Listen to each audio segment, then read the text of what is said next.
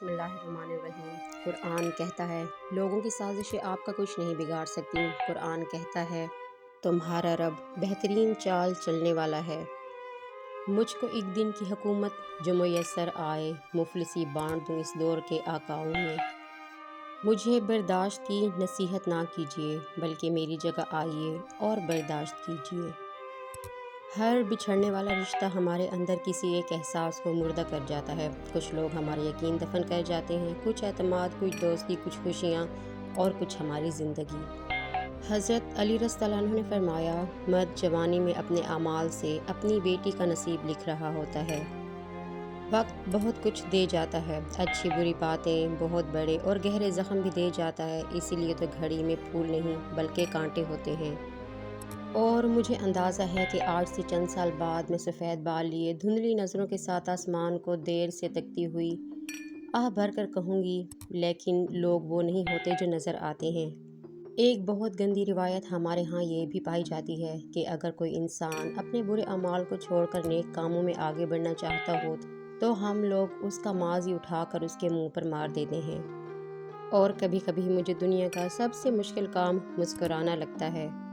ہم لوگ بھی عجیب ہیں، مرے ہوئے انسان کو کندھا دینا ثواب تو سمجھتے ہیں، مگر کسی زندہ انسان کو سہارا دینے سے کتراتے ہیں۔ قیامت کے دن زبان پر مہر لگا کر انگلیوں کو جب بولنے کا موقع ملے گا تو بہت سارے لوگ خلائق کے سامنے عزت و وقار گنوا بیٹھیں گے۔ لہٰذا اس مختصر سی زندگی میں جتنا ممکن ہو محتاط رہنے کی کوشش کریں۔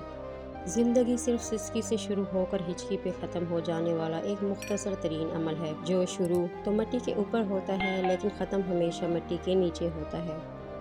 تم اپنے باپ کی حفاظت کو پابندیاں کہتی ہو اور کسی غیر محرم کی روک ٹوک کو پیار کہتی ہو، وہ بنت ہوا کمال کہتی ہو۔ ایک تحقیق کے مطابق اگر آپ سوچتے سوچتے سو جائیں گے تو دوران نیند بھی آپ کا دماغ ایکٹیو رہتا ہے اور صبح آپ جاگتے ہیں تو تھکاوٹ محسوس کرتے ہیں۔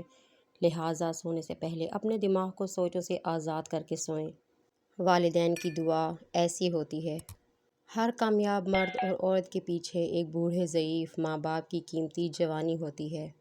تم ماں باپ بہن بھائیوں کے ساتھ بیٹھو تو الحمدللہ کہا کرو، کیونکہ کچھ لوگ ان لمحات کو ترستے ہیں۔ جس گھر میں باپ موجود ہو وہ گھر 40 تالوں سے بند دروازے سے زیادہ محفوظ ہے۔ عورت کی توہین کے لیے ہی کافی ہے کہ اس کی موجودگی میں حور کا ذکر یا خواہش کی جائے۔